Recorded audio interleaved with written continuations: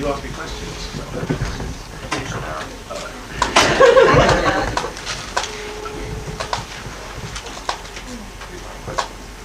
Oh, we'll find mine. How did you do the variety show last night? Well, actually, in the end, it was great fun.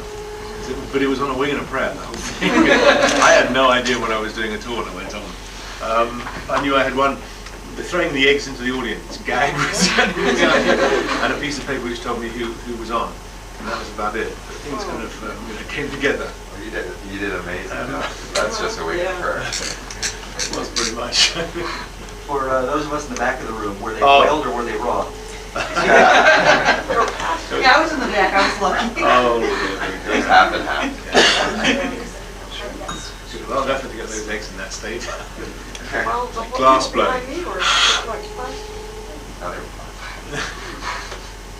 Where did the Fifth Doctor Muppet come from? I was given it yesterday at lunch. It was brilliant. It was a timely gift. And Miss Faggy had made this puppet, and she wasn't actually there yesterday, but it was handed on to me with instructions. Fantastic. Fantastic. I mean, I'm very much a novice at operating it, but it was sufficient yesterday for purposes. Maybe I'll return in later years an expert. Maybe the puppet can appear at the convention. Just think of the telephone. The what? The telephone, Dr. Telephone. The Paul McCann. That was American film. Oh, the film. Oh, the actual film. Sorry, I thought you were talking about something that happened yesterday. Thank you very much. Thank you. I don't know. I mean, I thought Paul was great in it, but I just didn't feel myself really that the film was quite Doctor Who. It was good. It was well done and a good script, but it could have been, any kind of superhero. That's sort of what I thought. And what did you think? I mean, they jumped right into the romance part right away, and that's something. I just was a bit jealous, actually. So you felt jealous of it. Never got to touch my companions, except Matthew, of course. I go into that. Smacking around. So yeah, I thought it was good, but I didn't know if it had. It seems to me in some ways the things that appealed to the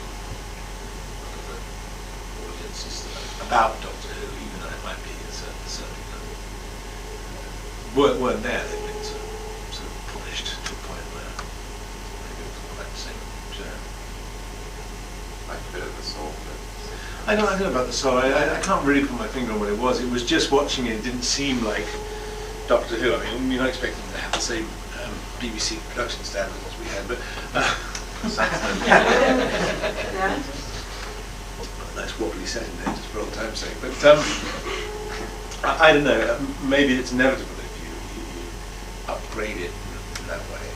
And certainly it was made obviously with an eye to the American market, which kind of whether the audience demands it, but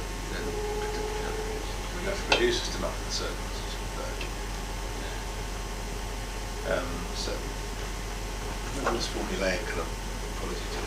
Well, it's a real show. I mean, just watching American TV sometimes good Yes, quality it's good. streaks through, but I look at British TV and it's, for whatever reason, and I know the production value is lower, but you get the quality of actors, the theater trained. Well, yeah, it's just slightly different. If we could put our finger on what made great American films, we'd be making them as well. I mean, when we try and make action shows, we're pretty terrible at them. Things like The Professionals and things like that we have in Britain, and you just kind of think, well, why bother? But there are other shows that we seem to do in Britain, sort of for some reason, better. And it's not as if when copied it works out. It's not as if we take an American formula and we copy it. It still somehow doesn't work. If you take a British formula and copy it, I can't really put my finger on it. It's just something that's different about the way you do things, which is good. Pros and cons. Can you contrast cons in Britain versus cons in America? I guess this is one of the. Have you been to a lot of different cons? I've not really been to a con in Britain I've not really attended for more than one day. A con in Britain. So usually it's a kind of visit. You come in and you go out. So you have usually maybe most of the doctors that are around still over the course of 2 days. They're not so kind of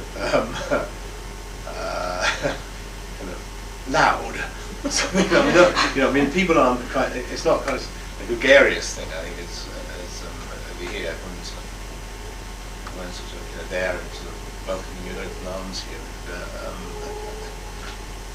And I suppose that's maybe that the fan base in Britain is kind of wider, or the popularity of it is wider. Therefore, you get people who aren't die-hard Doctor Who fans or die-hard science fiction fans coming on as well. Then the thing is, in a way, sort of watered down. Whereas over here, I think the people who turn up here are really dedicated scientists. Doctor Who, if it's Doctor Who oriented. They've had to fight to watch it. Yeah, exactly. Yeah. They've invested more in it. Did you do that it's running Canada? Is it? On the space, there's new channels for the science fiction channels with space, and it's on Monday to Friday. We're just starting with partners. Really long for next year. There's been talk of getting on the science fiction channel, sci-fi channel in Britain, but I don't think it's happening. You were the youngest actor to play Doctor Who. As a more mature actor, how would you play it differently, and what advice would you give another actor? I can't answer that really. I mean, I just approach it in the same way, but it would come out slightly different because I'm older and wiser and I suppose I've got more experience, but I can't say how I'd approach it differently. I don't think I would approach it differently. I seem to have sort of taken the same approach to parts over the years as I have done. But obviously, it would be different because I was older. What advice would I give that? I don't know. I don't know what I'd say. As I sort of sometimes Tom gave me a bit of advice, but there's so much noise in the bar I didn't hear it. I thought, right, okay. I'll tell you one thing about Doctor Who. Sort of noise. Don't win. No, at that time I was I just met him. I didn't like to ask him to repeat it, so I missed it. Maybe it's in his autobiography actually. I don't know what I was saying really. So I know Patrick Troughton gave you some advice when you took on the role. We had to do it for 3 years and then get out. Maybe that's the advice I would give somebody actually. Yeah, pass that on. Do you have any memories of Patrick Troughton? Since you met him? Yeah. Well, he was terrific. When I met him, of course, he wouldn't touch a Doctor Who convention with a barge pole. That was the extraordinary thing. That he was somehow persuaded that he could do one over the end, and then he didn't. He never stopped. He loved them, and I think he was flying backwards and forwards all the time. I told you what I said when I met him. When he gave me this piece of advice, he'd just been turned away from the BBC car park, and I just got in. That's one thing about Doctor Who. The best thing about Doctor Who is you've got the BBC car park. Not many people that can do that, but if you're Doctor Who, it's kind of set in stone for the time you are Doctor Who. And they just go, and you come today, and you so Stroud. So you did for the parking space. I did not give him the parking space. That's true. I was just going to say I worked with him on all Great and Small Things and that as well. He was just very nice, very ordinary in the best sense of the word. I don't mean he was a fascinating man, but he just. I just remember meeting him and spending most of the time. I first met him when we were doing All Preachers at lunch, talking about gardening. It was whatever anyone else would talk about. Tell us about parting shots. I heard you play a pimp. How did you prepare for that? No, I don't play a pimp. Oh, I can see where the confusion. Arose. Now, what happened? It's a film directed, for the sake of a better word, by Michael Winner, and in it, it's about this man who's played by Chris Rea. He's a singer actually, and I think met Michael Winner on the beach in Jamaica. Obviously the place to go to get parts. He's very nice, Chris. And he plays this man who finds out that he's dying. And I play his best friend. And he just, I suppose in his last, what he thinks his last few months, he just wants to, have the best time he can. And we're walking on one day and I say, I've never really slept with a beautiful woman. And he said, I'll fix it for you. And so he hires on his credit card these two cool girls, high-class cool girls. One of whom was played by Nicola Bryant. Just wait till you see it. So there are two cool girls, two of us. I'm not actually the one who spends or has sex with Nicola Bryant. Which would be a bit embarrassing, actually, I think. But fascinating for you lot. Yeah, so that's what happened. So no, I'm not a pimp. I'm a lawyer, actually, which maybe easily confusable. And then he meets a girl, falls in love, and finds out that he wants to leave her some money when he dies, and finds out the only way he can do that is his insurance policy will only pay out big money if he dies a violent death, so he has a contract put out for his own life. And then, I shouldn't tell you anymore, really. I don't think I should tell you to go and see it either. So. Anyway, so then he finds out basically that he's not dying, and there's a contract out there, so that's basically it. And then it's the mayhem. It's huge. Is this a theatrical release or is this a TV? It'll be a theatrical release, yeah. It should be. I think it won't be out until actually probably May, I think.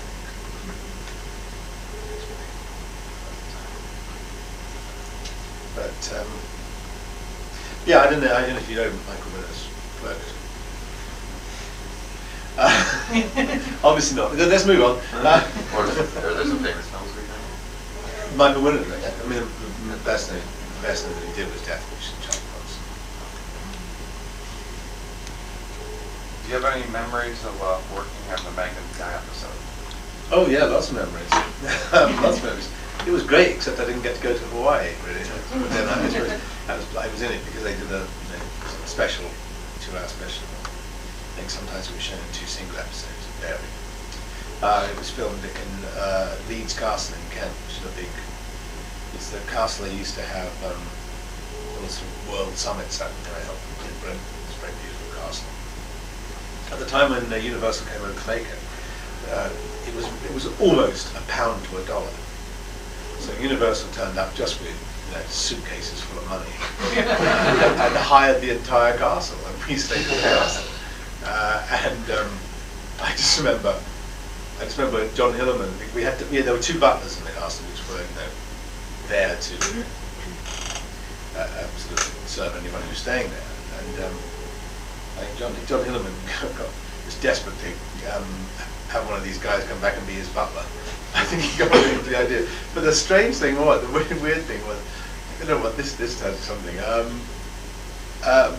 I remember that very definitely when there was the English actor staying there and the American actor staying there.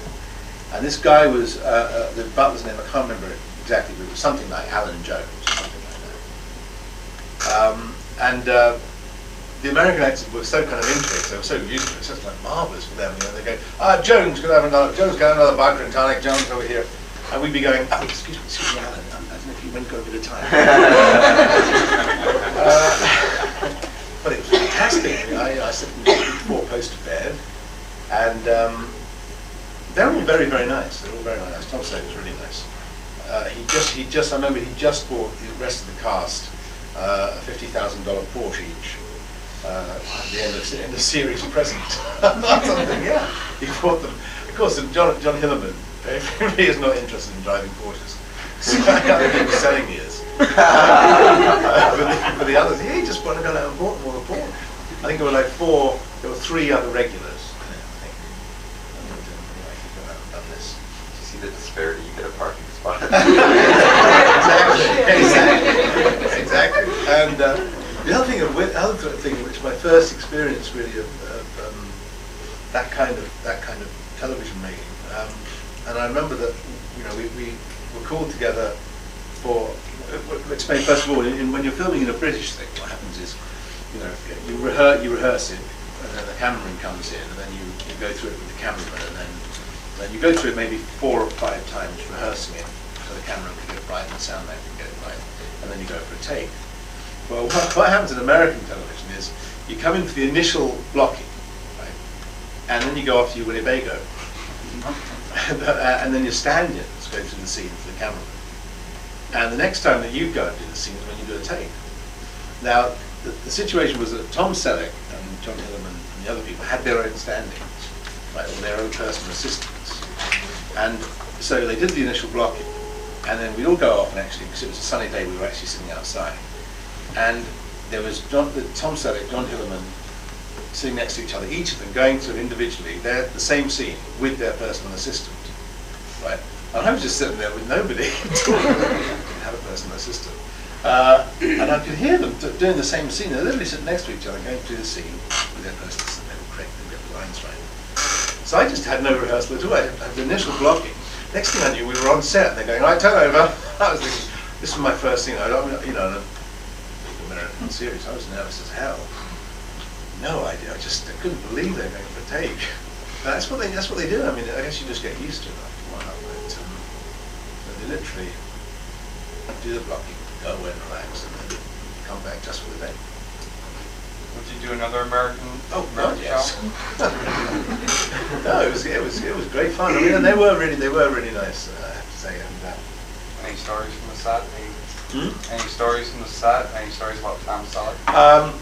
No, the only story I remember of Tom Selleck was that he was on a helicopter shot, and the producers wouldn't let him go up in the helicopter for insurance reasons. So he did anyway, basically. They were just biting their nails. And the other thing was that as I said, we were all staying in the castle, and then where we were filming, a lot of it was about, I suppose, a quarter of a mile away. Within the castle grounds, and everybody had their sort of own Mercedes to drive them up to the set. So you used to have a traffic jam every morning while like 8 different Mercedes transported 8 different people a quarter of a mile. It was great. I had my own Mercedes. I wasn't complaining, but it was just a ridiculous traffic jam. We could have walked there quicker. We were all driving in these. That was it, really. What projects have you been working on lately? Well, just prior to the parting shots, Mike Willington, I did an episode of Jonathan Creek, which is a series in Britain. It's now in its 2nd series with Carmen Rose, which was successful. I played a vicar. And then I finished doing film Granada of Wuthering Heights.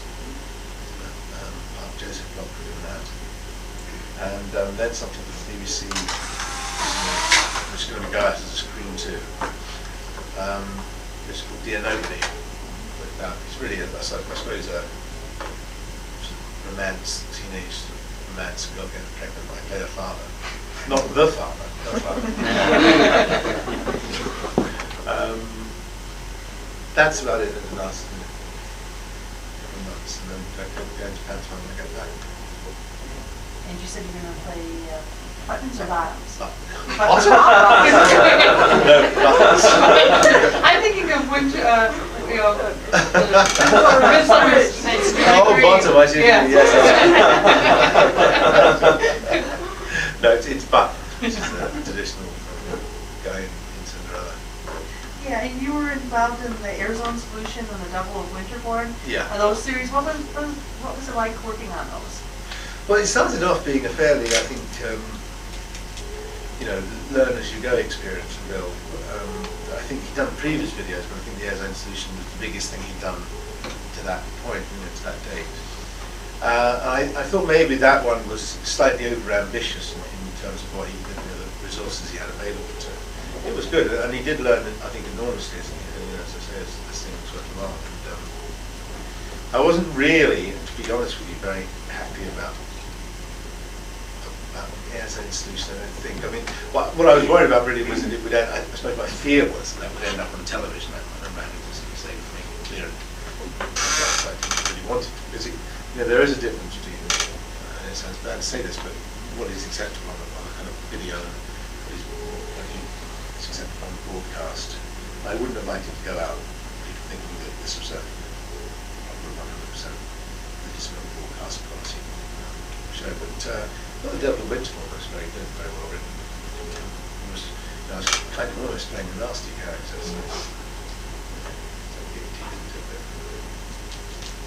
Yeah, it's a great idea. You know, he had a great idea. He saw a niche in the market, making videos featuring people from Doctor Who. And he went for it, so credit to him. Would you ever give up totally the theater, or do you still get a rush out of doing it? Oh no, I enjoy the theatre. I mean, it's really. I don't really ever decide one way or the other. It's just whatever comes up. You know, I've never really planned, you know, my career and saying, okay, I'll do this now. I don't decide what I'm going to do next year. If the theatre thing comes up, you know, it's good. I'll do that. If the television thing comes up, you know, I'll do that. I did do theatre for most of previous year last year. This year came to an end, but the year before that, we did Dilemma for Murder for most of that year. So I was ready to do a bit more. Is it more draining, like energy-wise, which? No, I think I think it's a far cushier job actually, theatre than television. Television is hard work. In television you start 7 in the morning and you go on until 7 or 8 at night. It's a long, long day. Once you get a theatre show up and running, you're only working 2.5 hours a day. You know, double that on matinee days, but you know, it's not really very tough. I think when people come along and say, "Oh, you must be exhausted," I sometimes think they kind of have the idea that you're working during the day and then you do the show in the evening. You know, they don't realise we've been lying in bed till 1 o'clock. Oh, God. Let's get up some point in the afternoon. Mercedes is Playwrights do. Hmm? Special playwrights do. Well, the favourite play I've done was Arthur and the Last Yankee, which I did as sort of premiere in Britain. So it was a premiere in New York, a premiere in Britain at the same time. That was just great because it was the first time it had been done, so you were sort of creating the part. And Arthur Miller came over as well, which was a real treat. He was fantastic. So I like that. I mean, other than that, it's kind of fun doing Dilemma for Murder because it was a classic British, which is now being made into a movie actually. A friend of mine's working on it. But they must, I mean, they must have changed it an awful lot because Michael Douglas is playing the part I played. And I was pushing it, retiring from Wimbledon a couple of years earlier, because that's what my character was meant to have done. So I can't imagine Michael Douglas is meant to have just retired from Wimbledon. It was made as a Hitchcock movie, wasn't it? It was a Hitchcock movie, that's Yeah. right. It's hard to translate stage plays sometimes. Especially that, because I mean, it's very much a one-set play. I mean, in the Hitchcock version, there's a couple of scenes which are well done in the hotel where he's ringing up. There's not a lot else you can do with it. I don't know what they've done with it exactly. How do you make use of the medium to its voices? Yeah. I never quite understand why when they choose remakes, they always seem to choose to remake films that were really well made, rather than, you know, it seems to me there must be, I'm sure if you went out there and looked through old films, there would be lots of great scripts that were filmed very badly. It seems to me that that's the sort of film you ought to be looking to redo, not a film that Hitchcock did brilliantly. You know? What's the point of that? I mean, it's an okay play, it's a clever little play, but you know, Hitchcock did it really well, so they choose to remake it. It seems to me that it's on a losing thing. Well, it's like I don't know if you knew The Shining got remade. That, like, it's a classic horror. Yeah, exactly, yeah. So I don't really, you know, I don't quite understand the logic of it. Except, I suppose, making successful people, a certain number of people will go and see it because it was successful last time. But rarely, I'm sure, do the remakes get better reviews than the original. It's better. Usually there seem to be pale imitations. What was it like doing Wind in the Willows, the animated series? Fascinating. You know, I'd never done an animated series before, and what I found interesting and unnerving at first was, you know, when they asked me to do it, they sent me the script, and when you're like doing a children's radio show or something like that, you know, and you're playing a mole, you kind of come up with a mole voice. Do you know what I mean? If you can imagine the way in your head, you come up with imagine a mole's voice might be like an angel or not talking like that.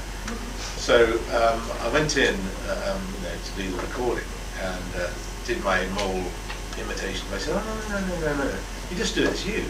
You just say it, just say the words, just like you. It's gonna look, because what you forget is that the animation is the mole. You know, it's actually it's brilliant. I couldn't believe it. Because then you say it, and then they go away and draw the pictures. Yeah, I wondered about that. And when you see it, it's just extraordinary to see this mole, this character, so we write your voice coming out. The mole is doing all this. So they model it up. How many of those were there? I think there were only two. There might have been three. Sure. I see. Three, yeah, all right, three. Sorry. Oh, yeah, that's right. We did one. That's right. I think there was one, and then we did two kind of together. And then like in one to the sessions. Yeah, you've mentioned that when it comes to doctors, there was a little bit worried that you might have made a clash with some of the early doctors. Was there a similar feeling with other actors who come back in the past, like Nicholas Courtney or Valentine? Was there worries about ego collision? No. I think it was just John's fear that if they had he is the present Doctor, and John and Patrick all on the same set, that we'd be sort of vying against each other. I suppose you can understand the worry, but as I said, it worked out. It was great. I mean, it was a shame in a way that there wasn't more stuff with us together. But that's the reason. John said, "Tell me that's the reason there wasn't stuff with us all together." Didn't know how it would be. Because I don't know who he was most worried about. In a way, I suppose maybe John. But John is such a kind of was such a sort of showman and big and he kind of lived Doctor Who when he was especially at the conventions. But what I found interesting at the conventions as well is that I kind of just deferred to John all the time. What fine? It's great. You're doing all this. I didn't wait. So it would have been fine with me. And as I say, we all got on really well, but we just didn't do many scenes together on the set. But no, I don't think it's regards other characters. I think it was just very nice for the characters to come back.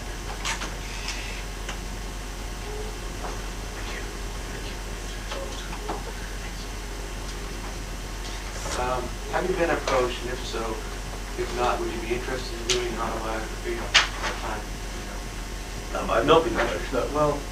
No, not really an autobiography. Someone approached me a couple of years ago about doing a season by season thing of my time as a Doctor. I see Fraser with this on the book next to him. Tom's looking at the shop. I don't get down to her really. Missing out here. So I've not really thought about it. No, but I don't know if I can remember enough actually. So maybe I ought to come along to one of these and then write it. Because then you remind me. Everyone here reminds me of the things that I've completely forgotten. I mean, yesterday in the panel I keep asking what the names of the stories were, the names of the actors, and it's a long time ago now. I need a few fans for ghostwriters. Yeah, that's true actually. Yeah. What was that anecdote I told in 1980? Have you been approached to do Arizona Solution 2? There was talk about there being one. No, I haven't. I've only spoken to Bill once in the past few months, and that was when he was asking me to do something for Children in Need, which was actually on Friday, so I couldn't. So no, I don't know what he's doing now, really. No. Would you, if you were approached? Yeah, I think so. Yeah, and I just think you have to be a bit more careful when you do with scripts you're getting in from sort of regular TV shows. And to find out what sort of money he's got and things like that. So yeah, but yes, I'm very happy to. I was very happy to do the Winterbourne thing. So I'm just having an allergic reaction to azote solution. There were bits of that which I just thought. But as I say, it was I think a very much learning experience for him. It was one of those things that it's fine and really I just think it lives slightly in fear of it turning up BBC or something like that.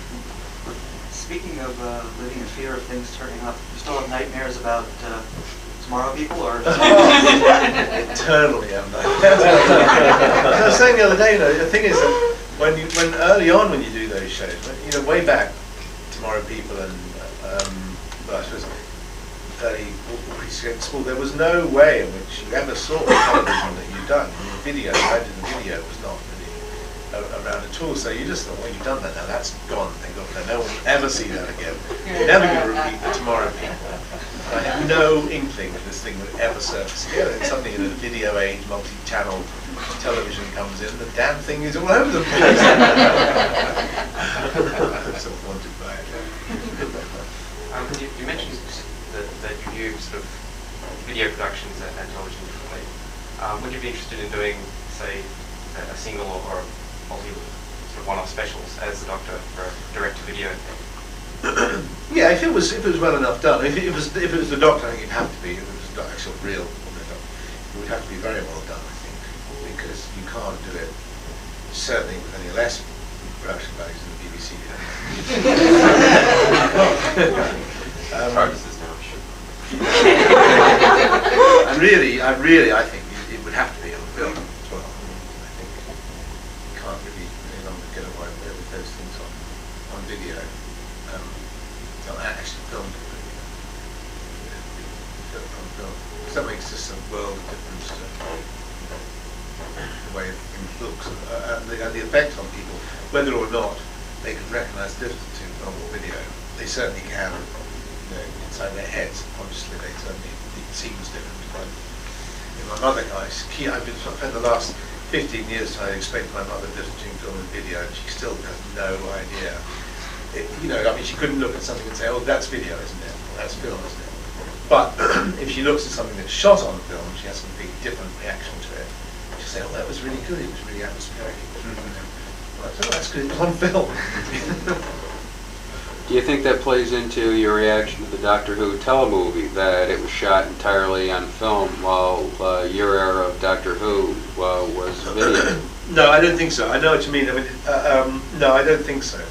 I think it was just the nature of the story, really, what I was talking about. As I say, I think Doctor Who was ever done again by the BBC or by someone in Britain, it would have to be on film, on video. But no, it was more just the way the nature of the program itself. As I say, I think Doctor Who had sort of certain meandering quality to itself, which I thought was quite nice. You couldn't always tell where the story was going, and you kind of could. That's not bad. Sometimes we like that, realizing what's coming up. But with Doctor Who, it was always like people like zigzagging and the direction the light chose. You felt the confusion of the Doctor through the story. Yes. Are there any major American actors or directors or TV shows you like to work on or with? Well, I have to say most of the television programs I watch are American, actually. My favourite is NYPD Blue, I have to say. I just love it because I just think it does what it does so well. And ER I still like too. Addicted to the David Letterman show, that's not drama, guys. And also sitcoms, Seinfeld is great. My daughter is absurdly addicted to Friends. I brought her over to New York last February and she got this book that told you where all the establishing shots for the Friends. It takes around New York, standing outside, establishing shot for this, the establishing shot for that. Like people do with Dr. Who sites. Yeah. Well, yeah, actually, maybe. There's 2 books coming out on that. Maybe I can get hooked on Doctor Who. So the programs I actually sit down and watch, generally speaking, American, but they're very good. Is there a particular personalities you'd like to work with that you saw, I'd like to make a movie with them? Not particularly that's within my kind of scope or possibility, but yeah. There's a wealth of people out there great to work with. Not having the opportunity, but it's just seeing if that comes along. Much press in England about what's Sydney doing now? Was that? Sydney doing Yes, it wasn't really.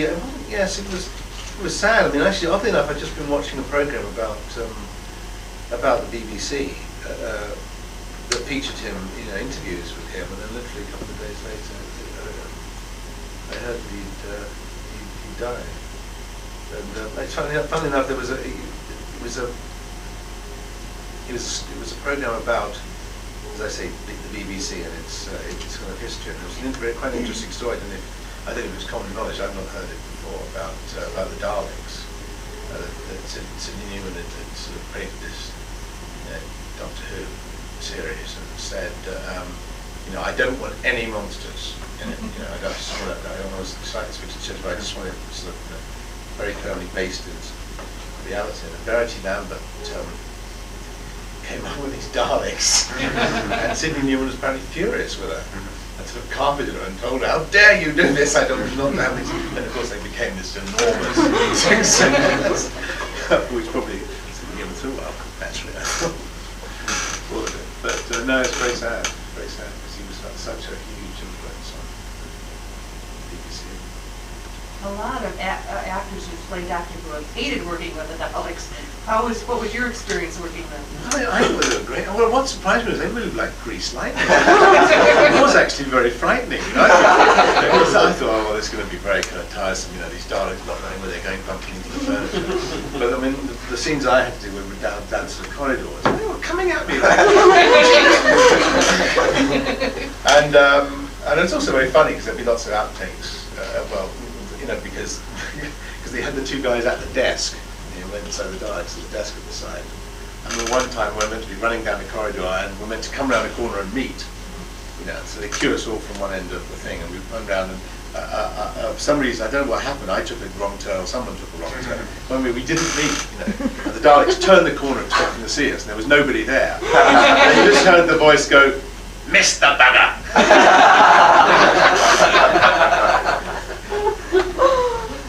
I thought they were great. I mean, I really wanted to do a Dalek story, and there was some doubt for a long time as to whether they could get, he would agree to release the, because he wouldn't want to do a Dalek. He wouldn't then want to do a Dalek story unless he wrote it, and he didn't want to write a Dalek story. So it took some time to persuade him to let someone else write one. But I was very happy that I didn't.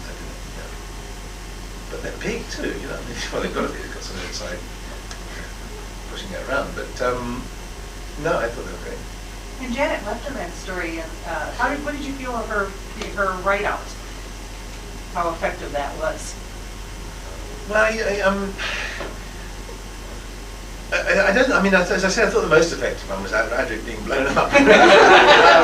So all those ones where right at the end, someone says, "Oh, actually, I've decided to stay." Yeah. Being kind of contrived. The Lilo one was the worst one. I don't remember that. Yeah, that was before your time. Yeah. Yeah. But I always think that they come like out of the blue, don't they? Really, I mean, very little warning. Oh, actually, Doctor, I decided to stay. So I'm going to stay on this planet, Doctor, and look after. Okay, but bye. Good luck. Do you have any memories or anecdotes of working with Joe Nixon and Parker Fuller Bride? Besides the stunned reaction of your fans playing the murderer. She's so old, Joan. I mean, when she did it, she was just like, just pleased to be working. And she was, internally sort of grateful, not big-headed about it at all. She was just, it was like, wow. I couldn't imagine anybody else playing that part. No. So, and of course, the family were very happy with her playing it, and hated Margaret Rutherford. Oh, no. Even Agatha Christie hated her. Yeah. So she was lovely. Are there any of your other appearances that you go to conventions and you go, "Oh man, I can't believe they're showing that video over"? I can't think of anything that's been too desperately embarrassing. What are there? No, it's mainly the smaller people. They're showing cuts tomorrow. What else are they showing? Oh, they're showing cuts, are they? Yeah, they're showing cuts. I'll be interested to see what you make of that. It's an interesting show. It was based on. It's actually based on. It was written because Malcolm Bradbury had a very bad experience with the BBC. He'd written a series for them, and they mucked him around terribly, and then they cancelled it about 2 days before he was due to go film it. I think it was from Rates of Exchange. So he wrote this rather bitter novella that had thinly disguised people who actually worked at the BBC, although it wasn't set at the BBC company. And so everybody within the BBC and the people themselves knew exactly who they were meant to be, and it was not very complimentary. But of course it was one of those situations where the people concerned could hardly complain that it was up them, because, I mean, for example, one woman who was depicted in it just slept with everybody who was there, whether first me, the writer, then it was the main actor. Her first way of introduction really was to take them to bed. And so it wasn't really practical for her to say, hang on, this part is obviously based on me. But it wasn't made by the BBC, it was made by Yorkshire Television. I know that we have the lawyers out every day. But what I was worried about was whether people would realise, well, they wouldn't realise because they weren't told, but it makes much more sense if you know, although it's not really about what happened to Malcolm Bradbury, it just features the kind of things that went on with him when he was, doing the series. So it's far more relevant if you know that information, that it's actually based on real people and things that actually did happen, during the setup of that series. And if you don't, of course, they couldn't really announce that this is based, this is thinly disguised satire on people who used to work at the BBC. Their names mentioned, Jonathan Powell. Oh, sorry. Are you planning more return appearances on the internet? Yes, I'm popular now. I quite enjoy it. I mean, I'm quite new to it already, so I just sort of browse around, popping into chat rooms here and there and seeing what you're all talking about. Most of it I can't understand at all. I went into one of them the other day. It wasn't. It was a sci-fi one, but it was an American sci-fi one. There seemed to be like a whole drama being made up as they went along. It was almost like a Star Trek drama being like people. I suddenly realised I was in a kind of story. No one was chatting. It was an story, probably. Probably simulation. Which is a role playing. Yeah, that's what it was, I think. So I sat around for it looking at this, I'll get out of here. How do you feel when you're going around the internet and you come across these shrines to you of Doctor Who? Well, you only guess I told you to think about the Doctor Who worship page. I mean, Peter Davison worship page. I found, before I got my computer, I was, we were using someone else's computer on the internet, and they went to Doctor Who, and then Peter Davison, they went into it, and it said Peter Davison worship page, right? So he went into the Peter Davison worship page, and it was full of pictures and quotes and little audio files of me saying various things. So when I got my computer, that wasn't the reason I got my computer, really. Honest, a month later, I've had a bunch of friends around and they said, I was ringing about Dr. Hill with me. I said, well, actually, there's a Peter Davison worship page. They went, no, get out of here. I said, yeah, no. So I typed in the number, which of course I could be written down, the address, and it came out and said, Peter Davison worship page no longer available. I've done something more. Any other questions? Did you personally, Princess Diana, in England, seeing in England, it was so strong all over the world, it was strong in Toronto. Yeah. It was extraordinary in England, absolutely extraordinary. I don't know anything like it. It was, as many people said, it was so kind of un-British. Really, it was almost, it was just mind-boggling. I remember on the day of the funeral, the evening after the funeral, I took my daughter down to Kensington Palace, and it was just extraordinary. I mean, the flowers were.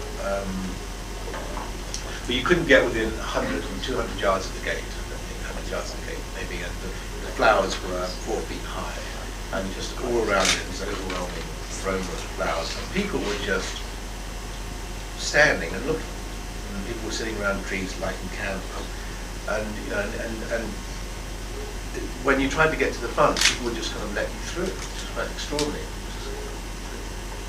And it's just really bizarre, not bizarre, but moving. And you know, I've not known anything about it. And people who are kind of cynical say, well, you know, this is media induced, but you know, I just don't believe you can induce from the media induced that. I think, you know, it's not just clear that.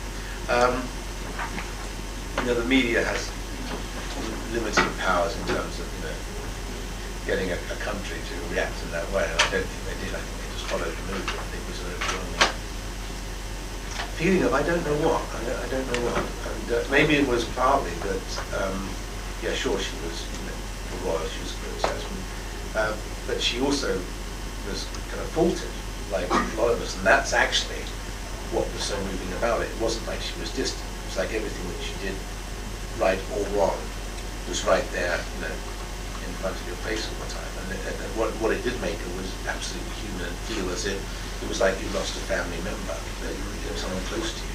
You know, you didn't know. And part of the reason for that was that, you know, she wasn't perfect. You know, but it's undeniable, you know, what she did. What came out afterwards, really, people didn't know. Things like she would visit hospitals in the middle of the night with no publicity, and that's what I think is a test of, you know, why someone does something. And if you do it with their publicity and announce that you're doing this and that, it's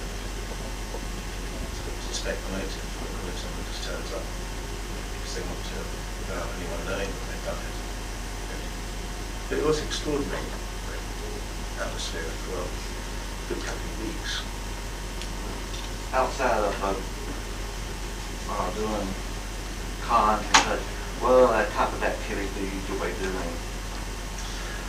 I still write my songs. I had this grand plan actually earlier in the year. The reason I got my computer was that I wanted to get into audio on the computer. You know, I don't know about this, but you know, you can get music programs that you can play in under MIDI, and now because the computers are powerful enough, you can actually get audio, so you can actually record audio on the computer. So I had this grand idea earlier in the year of actually burning a CD of myself, of my own songs, and bring it along here. But I got this computer, and then I spent the next 2 months nightmare of trying to get the damn thing to work. Just, I can't tell you. And then suddenly, I kept putting different sort of, you know, cards in the computer, and all these IR conflicts kept coming up and all this sort of thing. And then I was just despairing, you know, and I kept moving things around and doing all this. And then suddenly, one day, for no discernible reason that I can fathom, about 4 weeks ago, it all suddenly worked. It's like it hadn't been working, everything had been going wrong, things had been disappearing off the computer. How your daughter got to make it work? Yeah, maybe. It was just she's 12 actually, yeah, you're probably, yeah, it's amazing, isn't it? We can't, for some reason, you know, people can't quite get our heads around it. You know, I've got all the books and I read, and I've learned an awful lot through the traumatic time I had with this damn computer. But I still can't figure out why it suddenly worked. Do you have more than one daughter?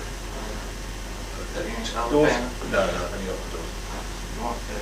You'd like to have her go into anything field? I wouldn't like it to. I wouldn't not like it to. It would be surprising if at some point she didn't want to be in it, because that's the world she knows. That's what she sees. My daughter's 13 and she's not music and how are you dealing with this? Coming at a lesson. It hasn't quite happened with Georgie yet. I mean, she kind of plays at it, you know. But if it gets down to it, you know, if you say something like, you know, what groups, or you know, what bands do you like, and she'll tell you a couple of them, you know. And you'll say, well, shall I get you those CDs, you know, for Christmas? And she'll go, no, get me a Friends video instead. She's sort of playing at it a bit. So that's to come. Well, she's on the edge of it. I mean, for years, you know, when she went to parties, like boys were just like, no, boys didn't party, really parties. And then she went to, about 3 weeks ago, she went to a discotheque.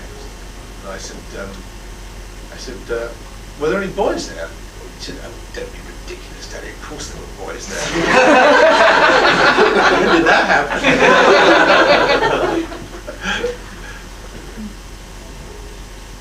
What was it like working on Sink or Swim, and what was it like working with Robert Glanster on Caves afterwards? It was great. Robert is, I think, a fantastic actor, but we had just the most nightmarish time not laughing on Sink or Swim. I mean, you can still see on some of the episodes. There's one particular episode which was actually a Christmas special about baby Jesuses. And this scene where he comes in, he's got this baby Jesus. And I mean, because I know, I can see when I'm laughing, and I can see when it is like, we're just like on the edge for the entire scene because it's just really difficult. Because it was just so fun. I thought it was a really well written series. You know, BBC and its infinite wisdom had another series, Animals and Horses, that featured two brothers, and they didn't think they could have. For some reason, they didn't think they could have two series about two brothers. They could have 15 series about just divorced, you know, man and woman, you know, living next door to each other, but they didn't think they could have two series about two brothers. And both of them were really good. So we did 3 series, but then that was it. But it was very well written. Robin and I got very well. It was just really difficult not laughing. And indeed, the same thing happened when we came back to Doctor Who for some reason. I don't know what it was. I just remember one scene where we were just, you know, on the edge of the whole time because I think of this history. The trouble is in this, if you know someone has trouble not laughing, that's disaster. And if you don't know it, then you're fine because they don't know about you and you don't know about them. The worst thing is if someone says suddenly, you know, you've been rehearsing the scene absolutely fine, or playing the scene in good theatre, fine, and then they suddenly say to you, you know, I'm a terrible corpse and it's really difficult in that scene. And it's just, the next time you do the scene, you're just laughing. Sometimes it's worse when it's a serious subject. You know, it's not always when it's funny. I mean, I remember we had one scene in All Creatures Great and Small where at the end of one of the episodes, it had been about this milkman's horse. There was a telephone call, and I had to go in the hallway at the hospital, and I had to come in and say something like, you know, oh, that was Bill on the phone. His horse just died.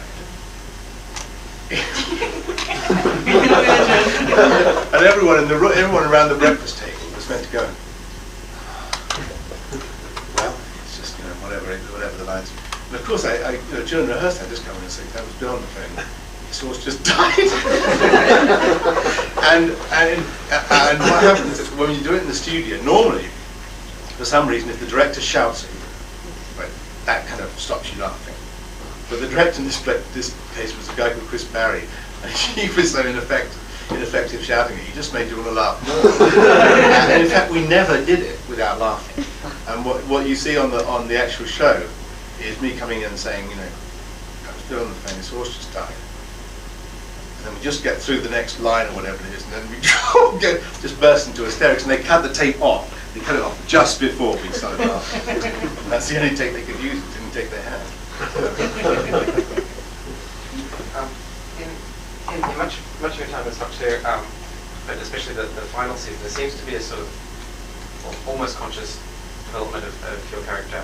And he sort of starts losing more, usually with Cedric, and he seems to sort of descend a bit into violence. Was that a conscious thing, or did they just? I think it may well have been a conscious thing, not particularly on my part, although playing it, yeah. But John's part, because I did know at that time that I was leaving. I mean, I had to make the decision at the end of the second season. So yeah, I think it was all it's part of the grand design. But I was just, I was very pleased to Robert Holmes wrote our story, the case of design. It's a great story.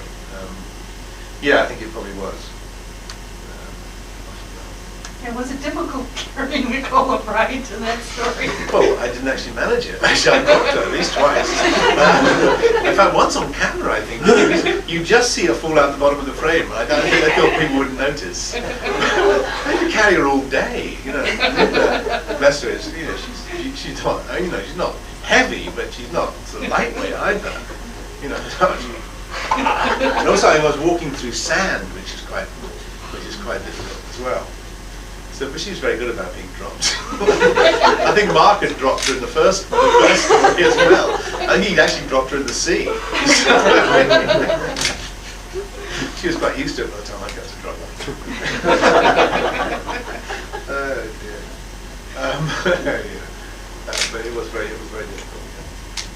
Yeah. They should have made one of those, sort of brackets they have for Hollywood films where these guys are carrying these women around like that. You've got this metal corset and a bracket that goes on to the bottom, so they could actually let go of it, it should still be there.